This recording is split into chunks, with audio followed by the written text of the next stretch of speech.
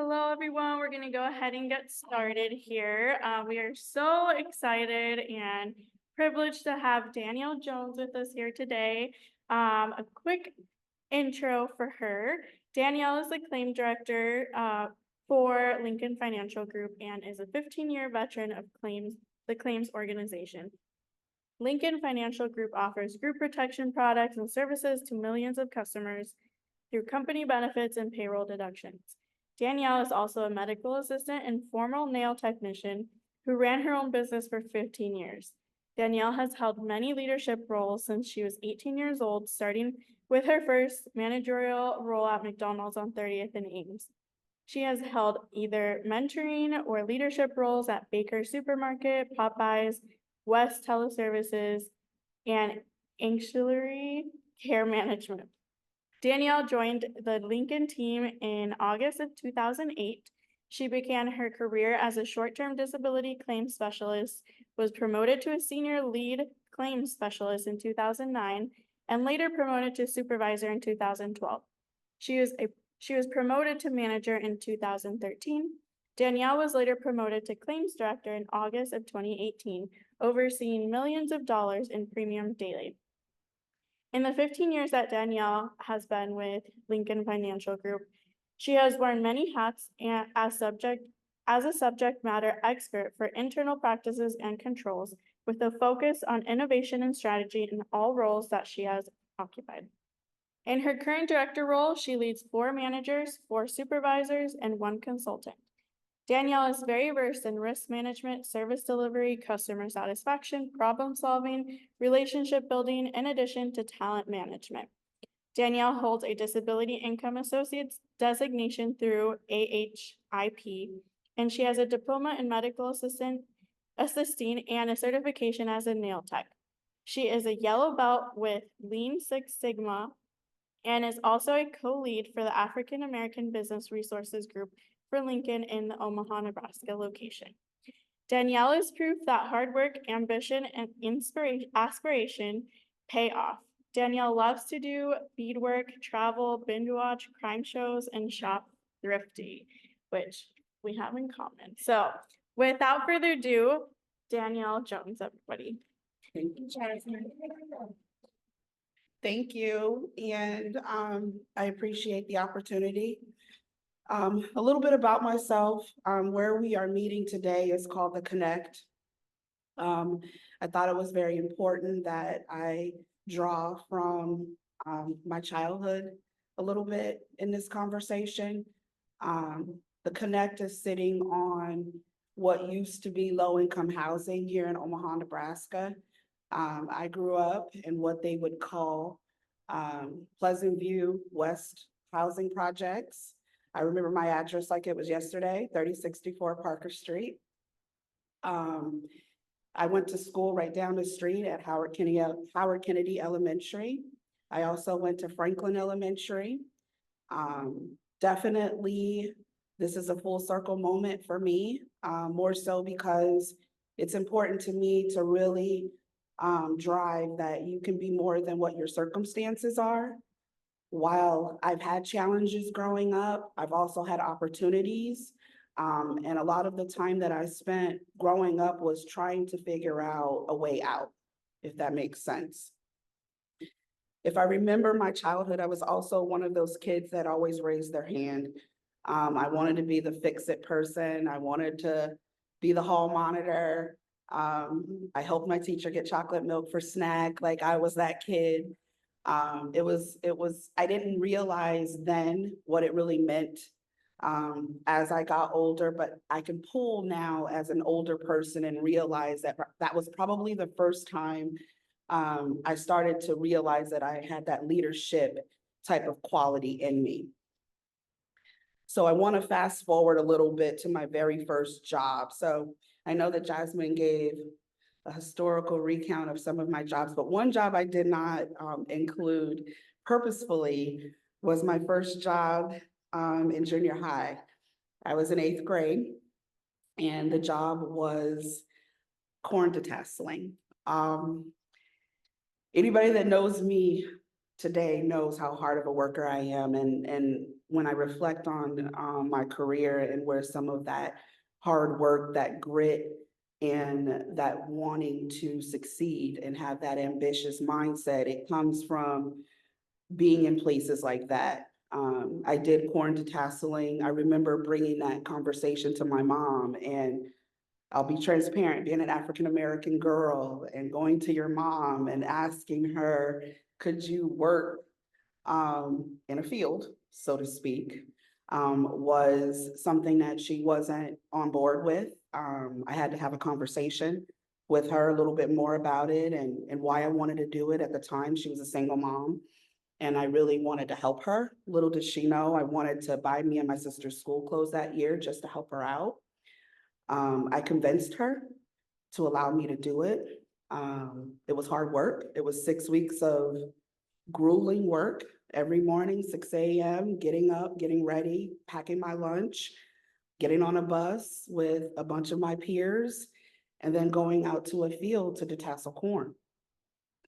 6 weeks in the summer, so it took up most of my summer, but I learned a lot from that job. I learned that I did not want to work that hard at some point in my life, that I did not want to do that, but I learned hard work. I learned dedication. I learned that I could see somewhat of an out through providing that level of hard work. And so I definitely feel like that is part of my foundation, specifically around my work ethic and my determination.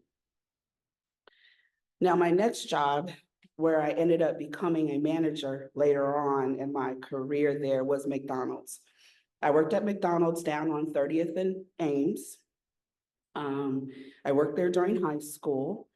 I loved working there. I think from what I can remember, those were the first years in my high school year where I was kind of confused. I didn't know what I wanted to be when I grew up. I had no clue of really where I wanted to go.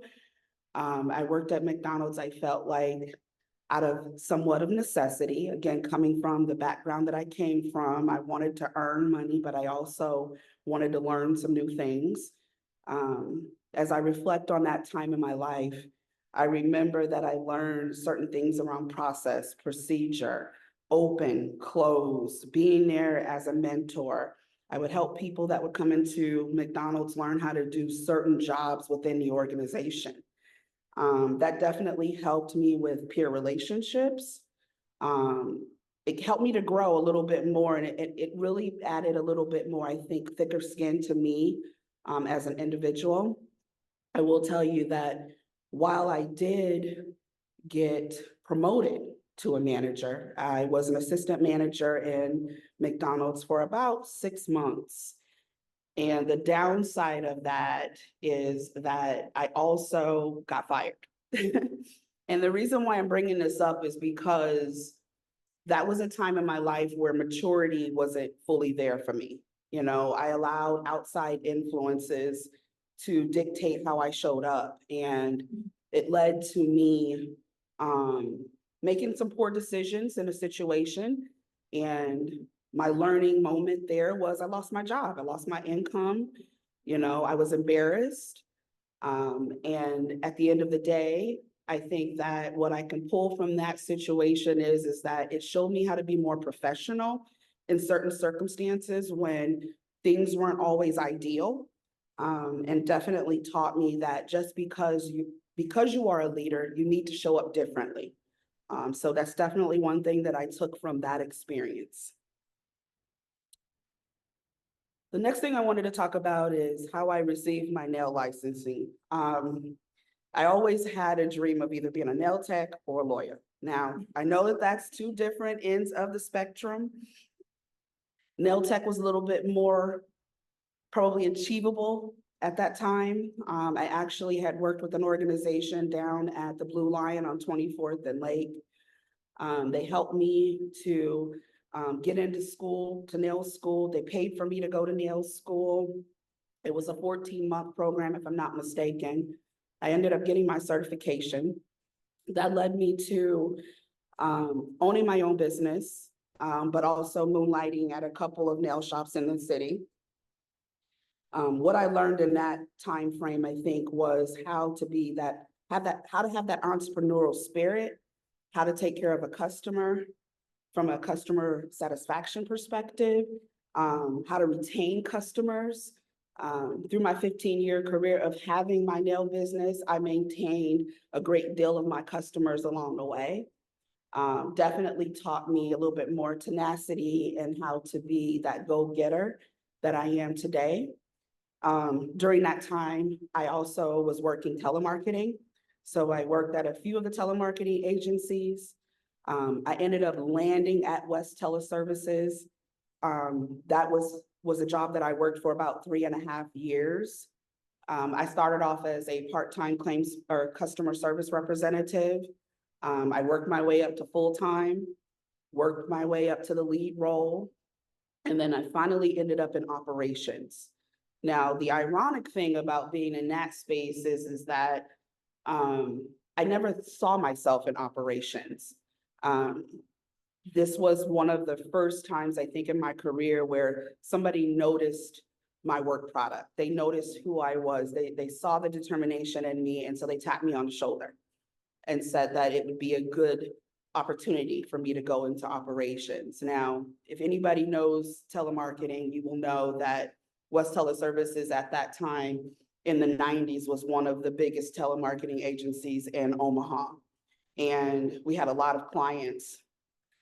So basically, I was one of the individuals that wrote the scripting. So meaning when you would call in to the 800 number, middle of the night, arrow extra bed in a minute, I laughed because that was one of the first scripts I wrote.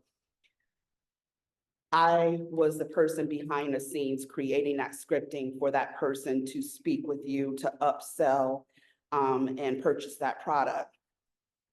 While I liked the job, I knew that it wasn't for me.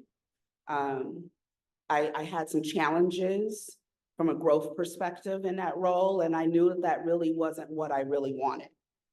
And for that reason, I ended up going to medical assisting school. So early 2000s, new mom, new marriage, and I decided to take a break and go back to school. I went to Vatterott College. I got a 2-year diploma through that program. I did my externship at the Med Center, UNMC. I worked for midwives for about 2.5 years. This was, for me, me really focused on where I wanted to go in my career. I wanted a little bit more. I wanted security. I wanted an opportunity to grow. I wanted to feel like I was doing something positive, specifically when we were talking about me going from being a nail tech to being a medical assistant. Both of these are technical trades, so to speak, but both of these trades opened up doors for me that I don't necessarily feel that had I went down these paths, I would have had those doors open. I will tell you that being a medical assistant also gave me an opportunity for additional exposure. Again, I got tapped on my shoulder by one of our office managers to help lead up a task force for customer service. How were our patients being treated? We needed to work through any challenges that we were having within that organization. And it definitely taught me how to speak up more, how to help solution, how to really get to a resolution that makes sense for a customer. I credit some of my attributes around execution, specifically from that role in particular.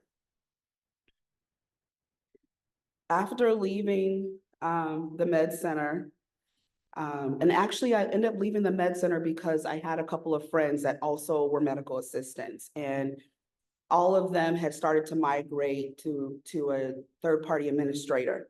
It was called Ancillary Care Management. That third-party administrator actually serviced United Healthcare. My job in that role was an intake specialist. Specifically, we would work with hospital discharge or skilled nursing facility discharge nurses.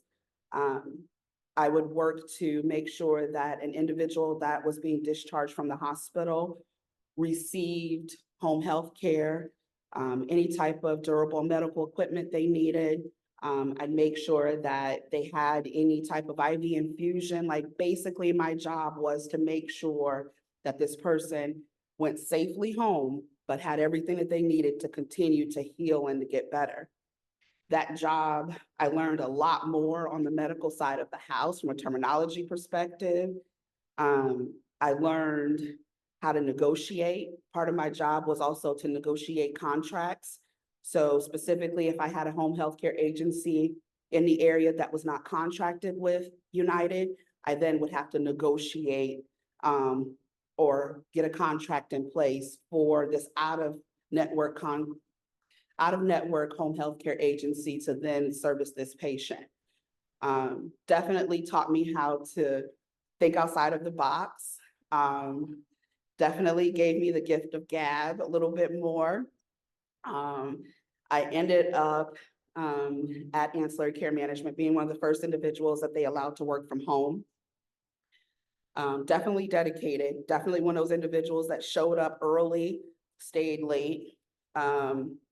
It wasn't always sunshine and roses. I had some opportunities, I felt like, in that role. I think because I was going through something major at the time, which was a divorce towards the end, I was starting to see myself, make some mistakes, right? So I had some coaching, of course, but I corrected my behavior based upon that coaching. For me, coaching is essential in order for someone to know where they stand with their leader. Coaching is essential in making you better. Sometimes it doesn't feel that way when you're hearing that message, but in the end, it does make you better. During that time there, I also was a mentor. I mentored any new hire. I mentored some of the nurses that were coming into our organization. Unfortunately, in 2008, during the financial crisis, I was laid off. So this is my second time in life not having a job. This time it wasn't it wasn't my actions. This was an organizational change and I was a part of it. Ironically, the same day that I lost my job, I actually also defended myself in my divorce. So 9 a.m., I'm starting the new chapter because I'm divorced. 3 p.m., I'm really starting a new chapter because now I've lost my job. When I reflect back on that time, it was a difficult time for me. I question, I'm a spiritual person, so I question higher power, like, really, are you serious? I can't believe this is where I'm at. But as the smoke started to settle and the dust started to settle, I came to a realization that both of those doors were closing for a reason for me. And that I needed to look at the bright side of what this meant. The ironic thing is that I applied at Lincoln Financial Group and that was the only job that I applied for. I recall initially interviewing with what later became my manager. And at the time, she offered me the job and initially I said no. The reason why I said no at the time is because I was a single mom at that time and my separation package was lucrative. And I needed to outweigh that plus a job and try to make it fit. Because at the end of the day, at that time, I'm not gonna lie, I was in my feelings, so to speak. And I felt like I earned that. And I needed to find a way around the timing. So I ended up interviewing again at Lincoln with another individual who later became my boss later. And also got an offer again. This time I was thinking about it. While I was thinking about it, the original person that interviewed me came back to me and said, we've moved the training class out to 3 weeks for you. Can you start? And I knew that that was higher power saying, okay, this is your chance. So I went. I said yes. I took the first role. Never in my wildest dreams that I think that I would be sitting here almost 16 years later at this organization. One thing I can tell you is that it has been my destination employer. Out of all of the jobs that I've had in my career, this job, I felt like truly I could be my authentic self. I could be Danielle Jones. I can be Danny. I can be who I need to be inside and outside of work at this organization. So in my first year and a half, I was a short-term disability claims specialist. I was more of the heads down type of steady Eddie individual. I just want to get my job done, collect a paycheck, go home. Nothing more, nothing less. Had my sights not on anything outside of taking care of my kids and making things a little bit more stable coming up off of a divorce. And probably about a year and a half in, I get a tap on my shoulder from which would have been my leader at the time. And he asked me if I was interested in becoming a lead. And my original answer was no. And he asked me why, and I just told him I wasn't ready for that. I really wanted to focus on my family. I wanted to focus on my kids. I don't think I had enough faith in myself at that time, honestly, to believe that I could do it. And I think I came from a place that I needed to master my prior role before I could go to the next level. A couple of months later, another opportunity came. He tapped me on the shoulder. Are you interested? And I still was kind of like in that space of, I don't know, quite frankly. There was some organizational change at the time, and the lead role then came up again. And at this time, not only did he tap me on my shoulder, but his boss tapped me on my shoulder. So at that point, I'm like, this has to be a sign. I must be doing something good that I'm being tapped on the shoulder multiple times for this role. So I walked into his leader's office and we had a conversation. And I'll never forget when I first sat down in that chair and she said to me, "What took you so long?" And I say that because I always remember that moment that somebody saw my work, somebody saw my work ethic, somebody saw something in me that I didn't see in me.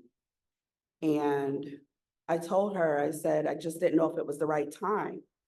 And she basically said to me, I want you to think about it. I want you to think about this role and then come back. I know you're on vacation next week, so come back and tell me what you think. And I said, okay. I said, so if I decide to do this, what do I need to do to apply? And she smiled at me and she said, nothing. You don't have to do anything. You just need to tell me what you want to do. And it's kind of, I don't know why that kind of gave me a little, but what I took from that is I went and I thought about it. I remember talking to my mom about it because again, when I got laid off in 2008 and came to Lincoln, my mom had also went through the same thing. We both got laid off within a month of each other. And she says, this is a sign. You need to take heed. You need to think about it. You have the talent, do it. And so I came back and I said, yes. The only catch to it, which I heard when I came back, was that I wouldn't be on the same team that I had grew up in claims on. I would be on a new team. I would have to learn a new skill set within this team, all while being in this new role. And at that point in my life, I'm like, you got this. Like, rise to the challenge. You know what you're doing. Spend a little bit of extra time, focus a little bit more, and you'll be fine. You'll get through it. I ended up being in that lead space for 2.5 years. And then I actually worked during that time to coach, mentor, develop individuals within our organization, both in my team and outside of my team. This led to, I think, 2012, around the time that I also had another major situation in my life. You know, one of the most important men in my life, which was my grandfather, passed away. And right as he passed away, I had just passed my AHIP designation, which would have made me ready for the next level, which would have been at the time supervisor. And like clockwork, the role becomes available right in the midst of my storm. And I remember walking into my manager's office and I said, I really want to be in this role. I want to go for this role. I've been working hard for this role, but I also need to be gone for the next 10 days to deal with my personal situation, bury my grandfather and work through that and then come back. And he says, we're not doing anything without you. We're going to hold, we'll interview other candidates, but no decisions will be made until you're back and we interview you. I came back and I got prepared for the interview. Now, the reason why this piece of my career at Lincoln was so important is because for the first time, I had a panel interview. I had never had a panel interview a day in my life. I literally went to my desk and Googled panel interview. I wanted to know what it was. I wanted to be prepared for it. I wanted to make sure that I knew what I was talking about, that I was ready. At this time, money still wasn't the greatest as a single mom. I'll never forget going to Goodwill, buying myself a suit. Went to Famous Footwear, got a pair of clearance high heels to wear. Mind you, I haven't worn high heels in several years at this point. But what I took from that is, again, my drive, my ambition, trying to get ready for the next level. Needless to say, I rocked that interview. And it led me to my role, which at the time was a supervisor, but within a matter of a year, which is, I know that Jasmine brought up, I went from soup to manager. There was a change in my organization where supervisors in certain areas were changed to managers in order to focus on people development. And make sure that that was really a focus of our organization to drive our organization forward. And so I sat in that space of being a manager here in Omaha for about 2.5 years. And then I actually had a peer who went to a sister office to support some changes that were going on in that sister office. And I knew when she came back, there was a role available, and that was in the Atlanta office. And she says, I think that they're going to post the role there. And she says, I would go, but I can't go. I really can't go because I know that her husband actually has a major job at UP. And she knew that that would be out of her reach. And so she nudged me. And on a whim, I decided to walk in the AVP's office. And I said, I heard that you're posting a job in Atlanta. And he goes, yeah. I said, well, I'll go. And he looked at me and he goes, what do you mean you'll go? And I said, I'll go. I want something different. I want the next level. I want to show my kids something different than my circumstances. I really want to continue to grow myself. And so this was the second time in this organization where I walked in a room, said what I wanted, and I got what I needed, but also got what I wanted. But a lot of that had to do with who I was, how I showed up every day, how I applied myself in my job, the discipline that I had. I know I was one of those individuals that sometimes was the first one there and the last one gone. And I knew that my leadership team also saw that in me. They saw that I knew how to execute. They saw that I was enterprise thinking, and that I could get to the next level. I ended up going to Atlanta, which was a lateral move, so to speak. However, going to Atlanta was a big change for me as an individual. I left everything I knew behind. I had no family in Atlanta. And while it was a challenging time in my career, it also was a time that I grew. I learned how to manage during a difficult time, both personally and professionally. I spent a lot of time developing people. I spent a lot of time really focused on performance management. I spent a lot of time in continuing to build my tribe around me, meaning peers within the organization, really blazing the trail when it came to customer interactions. I wanted to leave somewhat of a legacy in that space to say, Danny came, she conquered, and she went to the next level. That was always my goal, is wanting more than my circumstance. So I ended up coming back to Omaha after being in Atlanta for 2 years. A lot of that had to do with, at the time, another pitfall. My mom got extremely sick, and I did not feel comfortable with being that far away from her during that time. And so I made the conscientious decision to move back to Omaha. Now, that move back to Omaha helped me in multiple ways. One, I was closer to my mom and I got to support her as she got better. But then I also really focused on, where do I want to go from a leadership perspective? Do I want to stay in a management role, or do I want to go outside and try something different?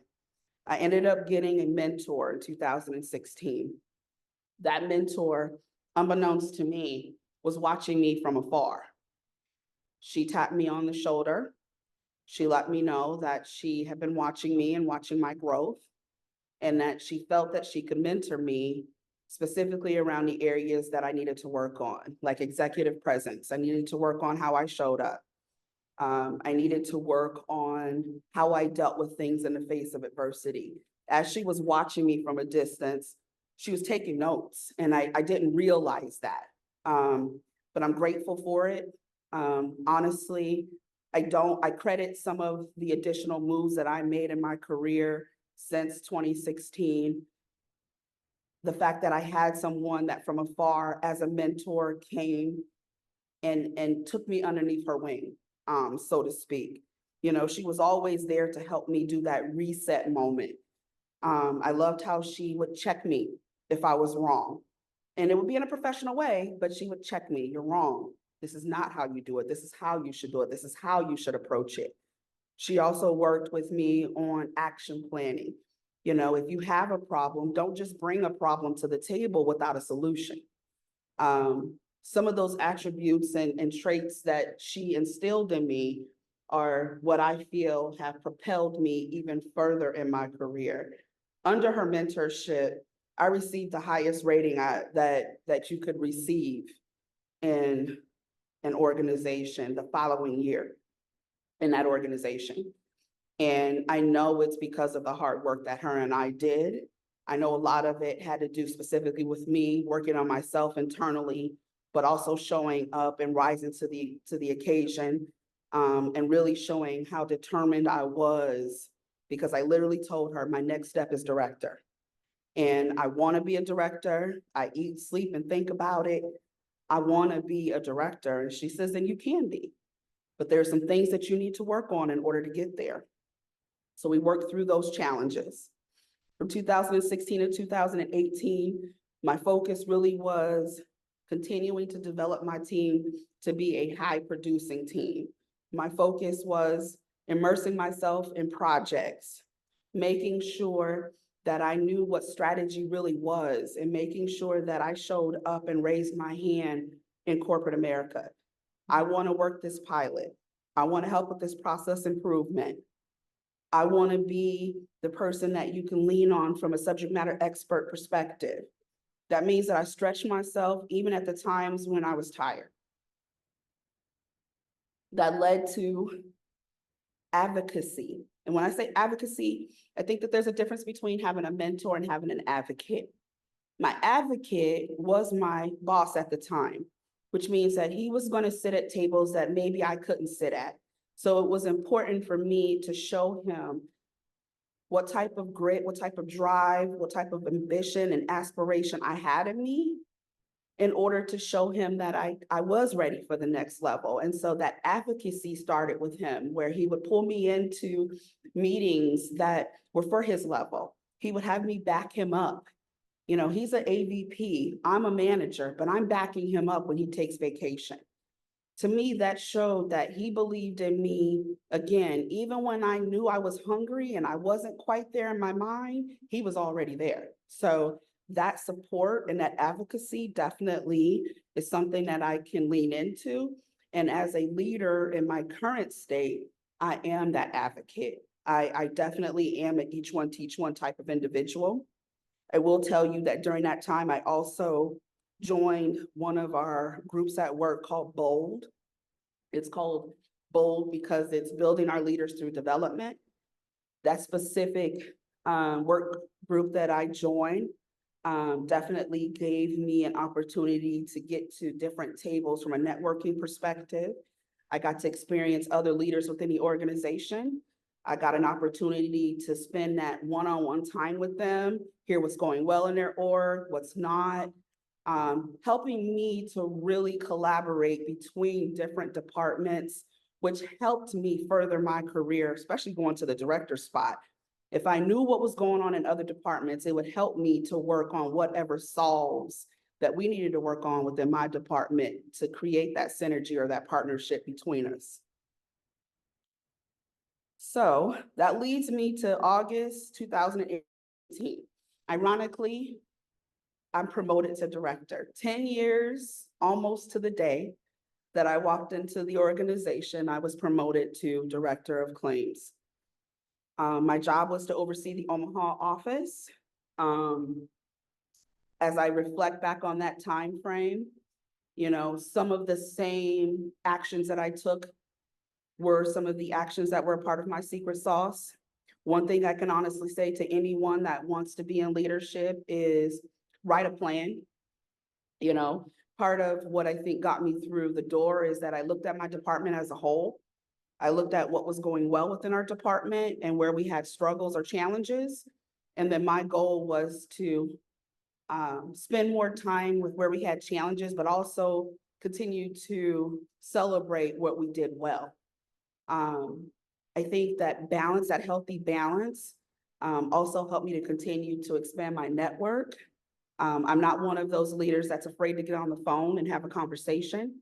I think that at times people don't realize that things get lost in translation through email. And while it is, you know, a great avenue to use for communication, I think part of what makes me a little bit of who I am, you know, that Danny of me is pick up the phone.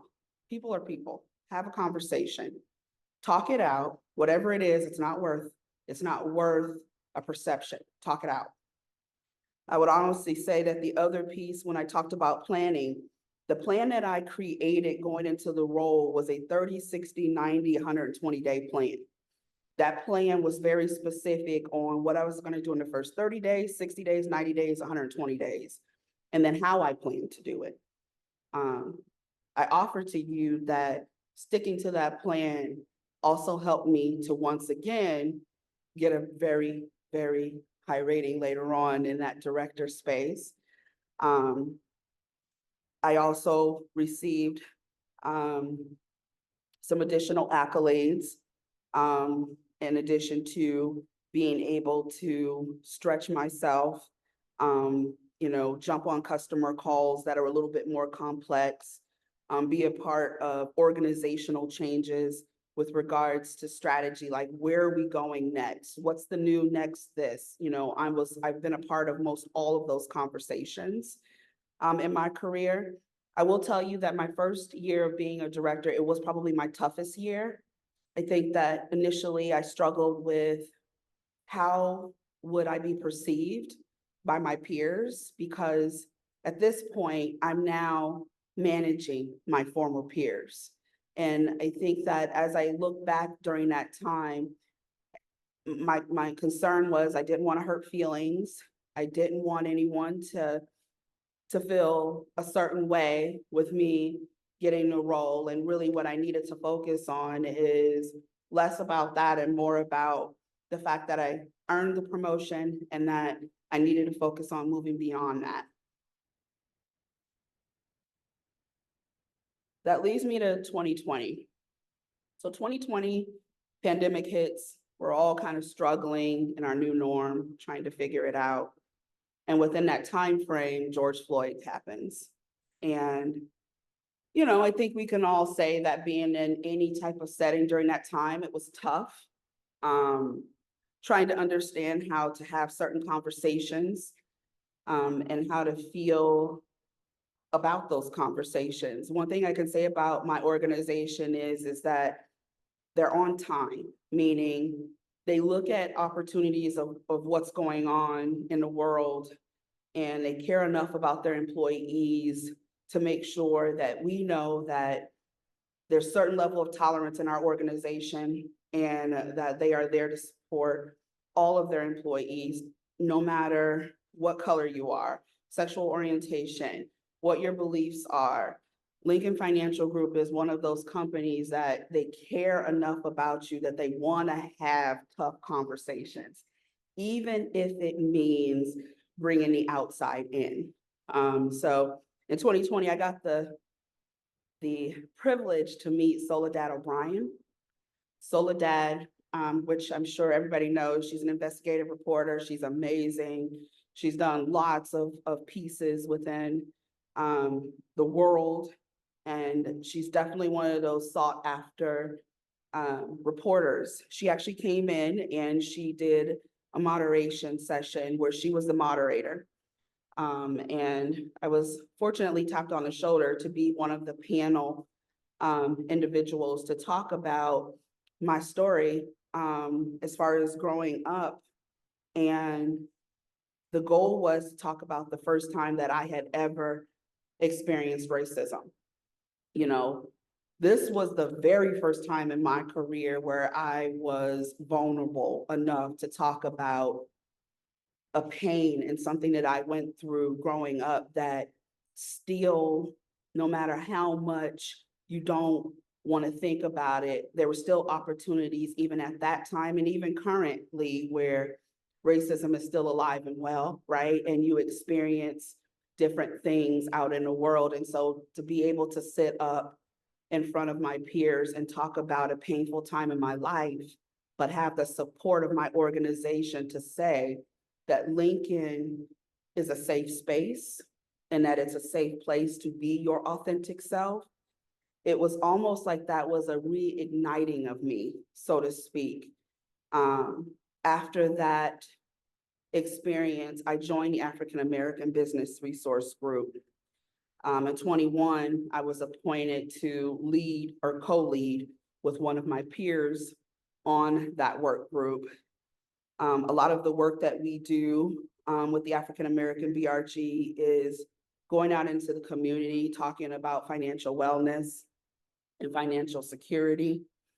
Financial literacy really is what we're doing, but also putting some recognition out in the community that Lincoln as an organization is here to roll up our sleeves.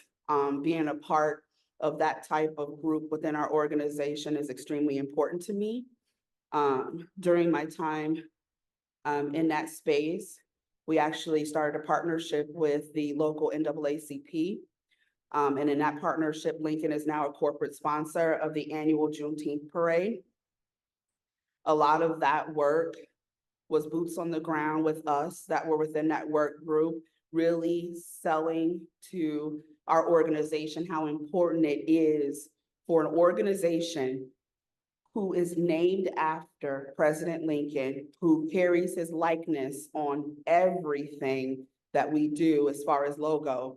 It's important that we had some type of parallel and understanding that even in 2021, his presence is still here, meaning being a corporate sponsor and having that face on the front banner walking down North 24th Street and saying that Lincoln is showing how important the community is to them is equally important to me as a Black girl that grew up in North Omaha and was not afforded a lot of opportunity. And so for me, it's extremely important to carry that torch and continue to carry that torch within my organization. As a member of the African American BRG, in the last 6 months, I was also appointed an African American Business Resource Group talent ambassador. So my goal is to bring and work towards bringing African American talent into our organization, whether that be through partnerships like this one or partnerships with NAACP, Urban League, however I can send that message to hopefully bring in that African-American talent is definitely something that's a fuel within me.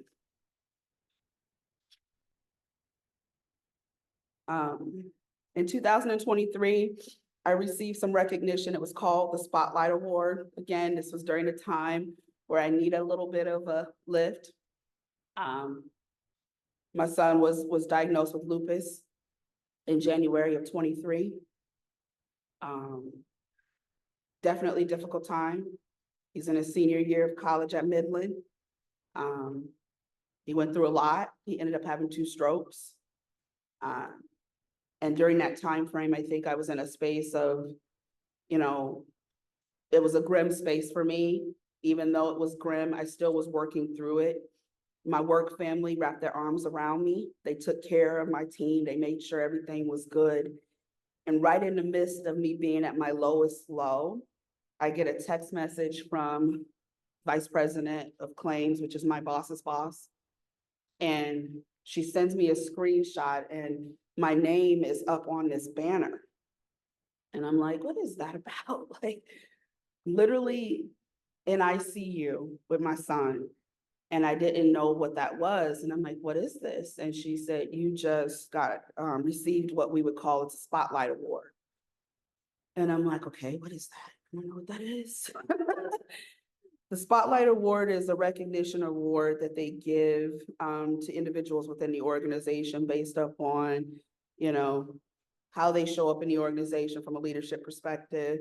You know, I was able to really shine in that prior year. And as a reward, I was recognized by my peers, both in our account management and sales division.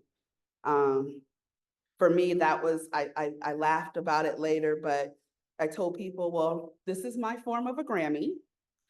And I need you to know that it's gonna be on a shelf shining bright, but this was my form of a Grammy. And to me, that was like, okay, you definitely are a mover and a shaker. I think throughout my career, I've struggled with accepting accolades. But I'm slowly but surely coming out of that shell, so to speak. But getting that award reminded me that my hard work, my dedication, my partnership, my ability to be nimble, to be flexible, to pivot, all of those traits and attributes led me to that award. So that leads me to current state. Recently, I did a lateral move. I'm still a director within the claims organization. I am just a director in a different division within our organization. Learning a new team, learning some new skills. But what I take from this change is that I am a teachable individual. I always have been. Anytime you are not being challenged, to me, you're not growing. And so I've risen to that occasion. My new team, I've had them for about 9 weeks right now. Definitely am immersing myself in the team. Had a really good meeting last week just about how things were going. And it was actually really amazing to sit back and just listen to them and say, you know, we're in a good spot. It might have been a little shaky, but we appreciate your support. We're growing as a result. And for me, that's what helps me sleep at night, knowing that my team feels supported, knowing that they know that I'm always going to be there for them, knowing that as a strong leader, I'm vulnerable. I have my good days and my bad days, but how I show up in front of my staff is indicative of how they're going to show up in front of theirs. So regardless of what's on my plate, it's important for me to show up in a positive way. So as I close out my conversation here today, a couple of things that I want to leave you with.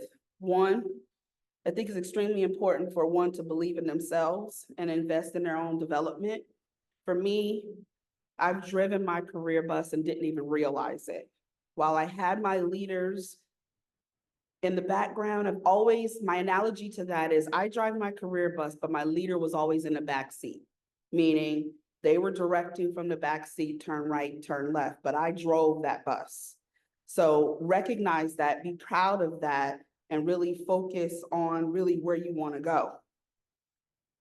Next, looking at the attributes and who I am as a leader, my leadership style is a product of what I've come from, whether it was having a leader that maybe wasn't so understanding, making sure that I am a leader that's understanding.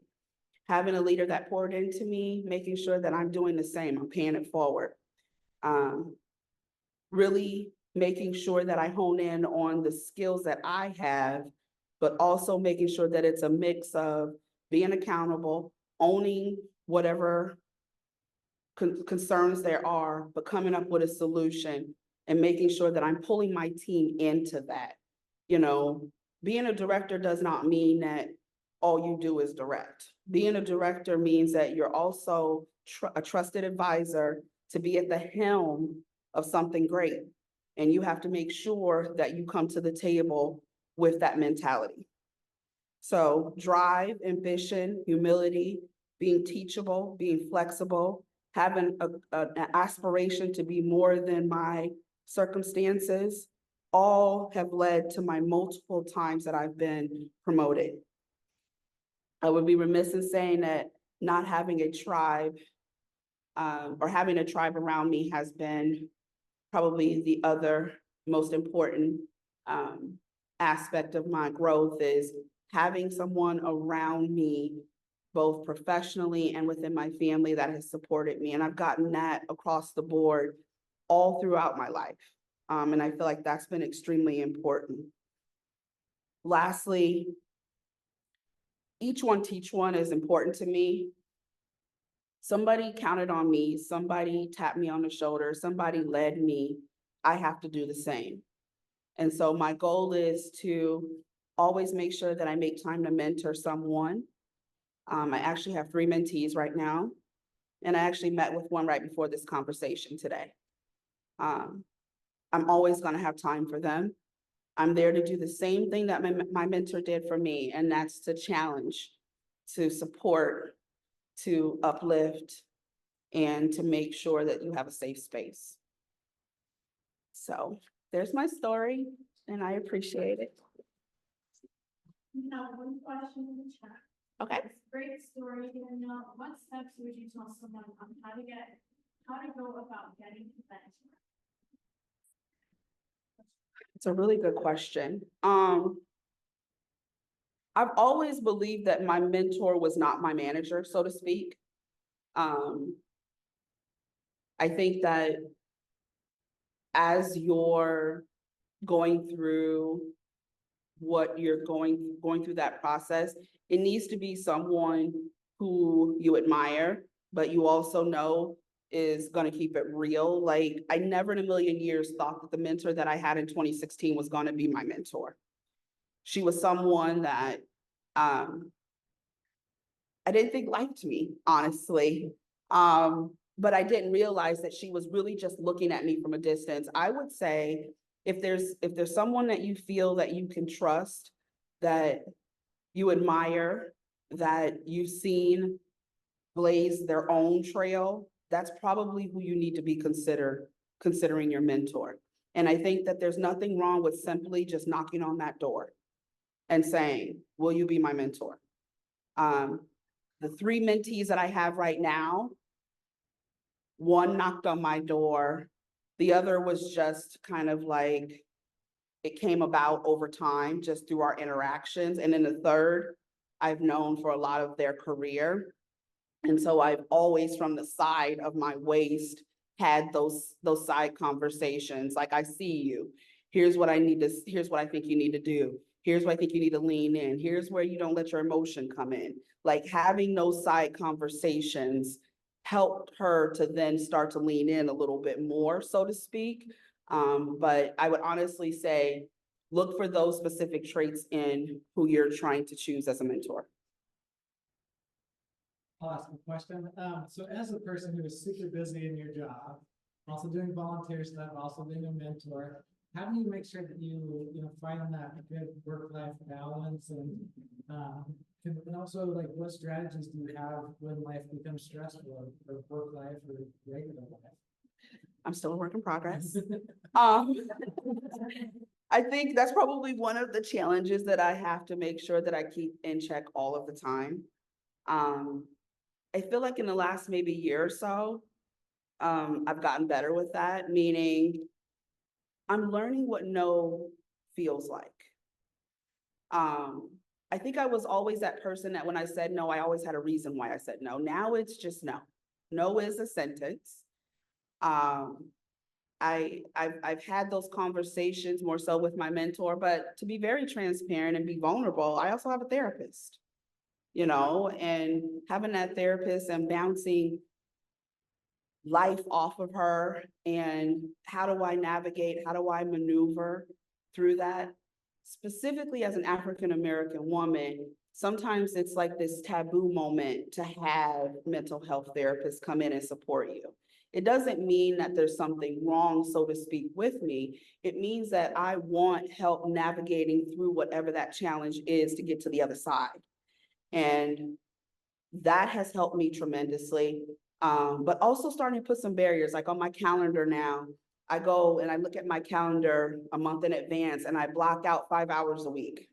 So I intentionally go into my calendar and block out an hour a day.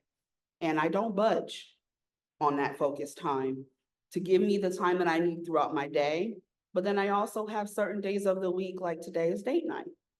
And so 4 o'clock, I'm off. Whatever's going on, I will prepare and I will handle it the next day or do my best to get it handled before 4 o'clock. But I think boundaries and creating certain boundaries for yourself, as taboo sometimes as it may be, you have to do it. If you don't, you will burn out. I've had those moments. I've had those moments in the last year where I felt extremely burnt out and I needed to hit the reset button. So just being kind of self-aware of that, I think is extremely important. And then taking whatever time you need, like being at this organization almost 16 years, I have a lot of PTO. So take a 3-day weekend. My question is, did you see a parallel when you started having a mind shift from those moments when you were denying come-ups? When you said, you know, it's not time, I'm not ready. Did you see a parallel in your personal life and those personal relationships? And how has it affected who you put in your tribe and the people, not just professionally, but personally? Like, how has it shifted in the people that you let around you? And how would you say, what would your advice be to people who are feeling lonely in that time, in that transition? Because it's not easy to come up. It's And not. so how did you do that? Or how did that mental shift happen? How did you handle that personal relationships as you went up? And what would your advice be for those who are feeling lonely, kind of like feeling stuck, almost wanting to regress just to have community instead of pushing forward? I will tell you that definitely was a challenge for me. All throughout. When I was saying no, a lot of the times, I think that a lot of that had to do with my own confidence. I'm so sorry that that's going on. It's my 12 o'clock thing. Will you shut that off for me? I apologize. As I reflect on some of those times, I think that personally, I was not ready because of what I was dealing with also in my personal life. But then also not having enough confidence in myself to believe that I could be that person. I credit some of that to those leaders that continued to poke at me. So they wouldn't allow me to kind of give up, so to speak, if that makes sense. They kept coming back and saying, but we see you. And I think that started to help me to come out of my shell a little bit more. It gave me the confidence to say, if somebody else sees this in me, then why am I not seeing this in me? And so that's when that shift started. And I definitely think that it wasn't an automatic shift. It happened over time because as I told my story here, there were different times in my climb or my pursuit of my career where this happened. And sometimes I will revert back to bad behaviors and be like, well, it's not my time. It absolutely is my time. If it wasn't, they wouldn't have come to me. So I needed to change my mindset as an individual and be okay with the fact that I am talented in that space and that somebody else believes in me enough to give me this opportunity. So come out of it, you know, and really take a step back and just drive the bus, and it is true that it is lonely, especially when you're climbing. And the reason why I say that is because you're gonna have support, but you're also gonna have naysayers who are not necessarily going to believe that you're qualified or that you are. When I say qualified, sometimes I've felt in my career that if I didn't have a 4-year career or a master's degree, that I wasn't going to get that next promotion. When, if you look at a job description very closely, most job descriptions say X amount of years, bachelor's, what have you, and or experience. And so the reason why I pull from that is because one of my favorite movies in the world is 48 Hours with Eddie Murphy and Nick Nolte. And there's a scene in the movie where Eddie Murphy is the convict. Go watch this movie. He's the convict. He got taken, so Nick Nolte gets him out of jail, but he uses him to help him solve a crime. Well, they go into a bar scene and Eddie Murphy, Nick Nolte wouldn't give him a gun, but he gave him a badge. So he goes into this bar and he rustles this bar up. He walks in like he's the sheriff. He walks out with the name, all of the information, and he did all of that without a gun and without a true license to do it. And so what I took from that is he was able to come in there and walk the walk and talk the talk, which got him what he needed. And throughout my life and my career climb, I've always been able to walk the walk and talk the talk. And sometimes learn along the way in order to make sure that I showed that I was that flexible and that nimble and that I could be that individual that you could look to take care of whatever it was. 2 comments here, just to kind of wrap it up here.